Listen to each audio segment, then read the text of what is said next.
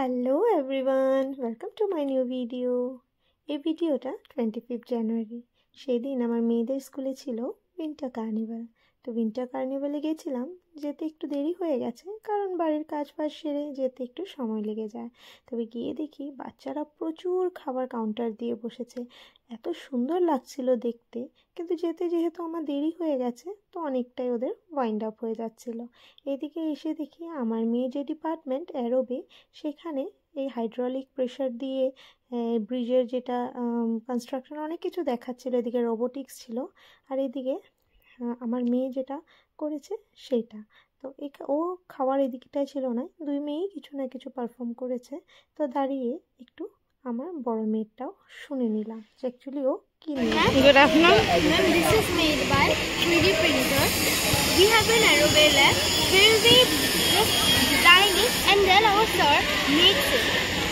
This is our 3D pen. It makes things using the additive manufacturing process. There are two types of manufacturing process: additive manufacturing process and subtractive manufacturing process. Additive manufacturing process is when we join things to make something. Like to build a building, we join bricks together. And like here, we join lines together to make something. Like we can make a square with it. यहाँ से हाँ actually ये servo Motors को ये life में अच्छे नहीं कि इतना बैंड होता है। उसके बाद ये आगे पीछे टर्न करें। Whatever we make using it, it is physically with us.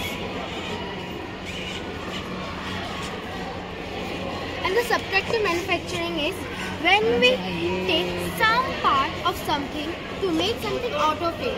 Like in case of a table, we cut some part of wood from a big trunk of tree to make a table. Very good.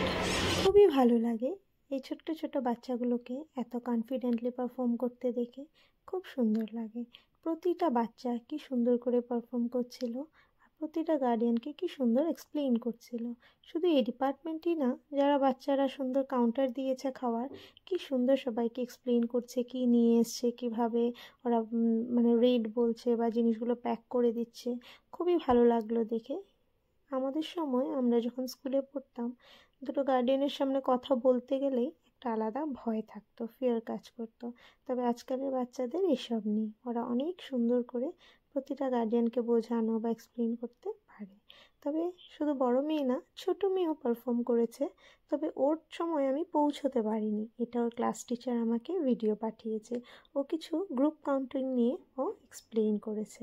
দেখুন ভিডিওটা। বাচ্চাগুলো, এই ছোট ছোট বাচ্চা class 1-এ পড়েও কিন্তু একটা কনফিডেন্স আলাদাই আছে। ওদের সব কিছু দেখে টুকটাক জিনিস অল্প স্কুলে ওদের কাউন্টার থেকে কিনে খেয়ে চলে এলাম বাড়িতে। তো বাড়িতে আমি যাওয়ার আগেই রান্নাটা সেরে গেছিলাম। এসে তো অনেকটা দেরি হয়ে যাবে, সেই সময় তো হয় না। তো ভাবলাম আপনাদের সাথে আজকে এই রান্নাটা শেয়ার করি। এটা একটা খুব সিম্পল রান্না, সবাই বাড়িতে করতে পারেন। বাড়িতে ছিল এই 5 পিস মাছ। সকালবেলা মাছ আনবে, মাছ ধোবো, মাছ রান্না করব, সেই সময়টুক ছিল না, কারণ বাচ্চাদের স্কুলে যেতে হবে। তো বাড়িতে এই 5 পিস মাছকেই দুবেলার জন্য রান্না করতে হবে। তা ভাবলাম এই 5 পিস মাছ এভাবে রান্না করলে তো সবার হবে না। তো আমি বুদ্ধি করে এই কোফতার মতো করে বানিয়ে নিলাম এই আমার ফিশ কোফতা ইন পালক গ্রেভি। বাড়িতে ছিল পালং শাক। তো পালং শাক দিয়ে তো আমি শাক ভাজা করবই। তো ভাবলাম কিছু একটু শাক রেখে দিই, আজকে এটাকে একটু পালক গ্রেভির মধ্যে দিয়ে করি। তো বাকি যা যা লাগছে সবটাই আপনাদের দেখিয়ে দিলাম। যা যা বাড়িতে থাকে তাই, আমি সেরকম কোনো স্পেশাল ইনগ্রিডিয়েন্টস ইউজ করি না, আর খুবই কম তেল মশলায় রান্না করার চেষ্টা করি। তো যেহেতু মাছের পরিমাণটা একটু কম, তার জন্য এতে একটা আলু আর একটা ডিম সেদ্ধ দিয়ে দিয়েছি। আর এমনিতেও ডিম সেদ্ধ বা আলু একটু কোফতাতে দিতে হয়, কারণ এই মাছের যেটা একটা সফটনেস আসে বা একটু টেস্টটা অন্যরকম আসে। সাথে দিয়ে দিলাম একটু কুচনো পেঁয়াজ, কাঁচা লঙ্কা, আর বাকি যা যা মশলা, একটু জিরে গুঁড়ো, একটু ধনে গুঁড়ো, একটু লঙ্কা গুঁড়ো, আর সাথে দিয়েছি একটু ময়দা অ্যান্ড কর্নফ্লোর বাইন্ডিংয়ের জন্য।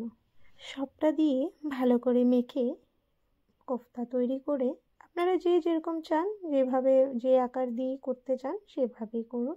আর খুব বেশি কর্নফ্লোর বা ময়দার ব্যবহার না করাই ভালো, কারণ ওই সফটনেসটা চলে যাবে, একটু হার্ড হয়ে যায় ব্যাপারটা, আর ফিশেরও টেস্টটা একটু কমে যায়। তার জন্য মানে যতটা কম ইউজ করা যায় জাস্ট বাইন্ডিংয়ের জন্য। আর একটু সফট হলে ব্যাপারটা ভালোও লাগে। তবে এইভাবে আমি প্রত্যেকটা কোফতাকে বানিয়ে একটু ফ্ল্যাটেন শেপ করে দিয়েছি। চাইলে আপনারা গোল বলসের মতো করতে পারেন, তবে আমি এটা করেছি, এটা আমার কাছে ভালো লেগেছে। আপনারা যে যার খুশি তেমনই আকার দিতে পারেন। হ্যাঁ, তবে ভালো করে মাখার সময় একটু কাটা ব্যাপারটা দেখতে হবে। ভালো করে মাখার সময় একটু 2-1টা কাটা যদি বের হয়, ব্যাস ফেলে দিলেই হলো। ব্যাস এইভাবে করে বানিয়ে ফেললাম। আপনাদের কেমন লেগেছে সেটা অবশ্যই জানাবেন। আর এটা এমন একটা আইটেম যেটা বাচ্চার থেকে বয়স্ক প্রত্যেকটা মানুষই খেতে ভালোবাসে। আর কিভাবে বাচ্চারা সুন্দর এই মাছ বা শাকের ব্যাপারটা চুপ করে খেয়ে নেবে, কোনো কমপ্লেনই করবে না, এত টেস্টি হয় ব্যাপারটা। আপনারা একবার বানিয়ে খেয়ে দেখলেই বুঝতে পারবেন যে সত্যি খুব একটা স্বাদের জিনিস। আর 2টো কোফতা দিয়েই 1 থালা ভাত সুন্দর করে খাওয়া যায়। তবে চলুন, আপনাদের সাথে ভিডিওটা শেয়ার করলাম, আপনারা দেখে অবশ্যই জানাবেন ভিডিওটা কেমন হয়েছে। আর আমার ইউটিউব চ্যানেলটাকে অবশ্যই সাবস্ক্রাইব করে দেবেন। আর হ্যাঁ, বেল নোটিফিকেশনটা কিন্তু অন রাখবেন, যেন নেক্সট ভিডিও আসতেই আপনাদের কাছে নোটিফিকেশন চলে যায়। আর আপনারা যদি ফেসবুক পেজ থেকে দেখে থাকেন তবে পেজটাকে অবশ্যই ফলো করে দেবেন। আর কমেন্ট করতে কিন্তু ভুলবেন না। আর আপনারা এই ভিডিওটা শেয়ার করে দেবেন আপনাদের নিজেদের লোকদের কাছে, যেন এভাবেই আমার চ্যানেলটা গ্রো করতে পারে।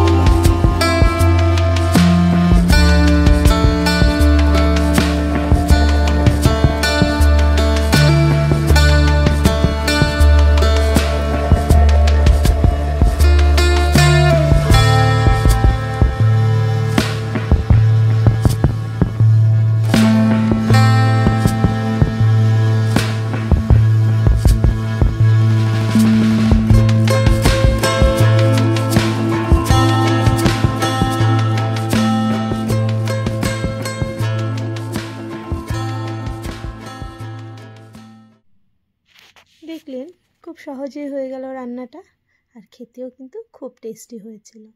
আমি এই শাক ভাজা আর একটা সাথে বাঁধাকপির ডিম দিয়ে ভাজা করেছিলাম, আর সাথে রয়েছে লেবু। লেবু ছাড়া তো কোনো খাবারই টেস্ট বাড়ে না। তো বাস, আজকের ভিডিও এই পর্যন্তই। আসছি আবার নেক্সট ভিডিও নিয়ে। Till then, tata.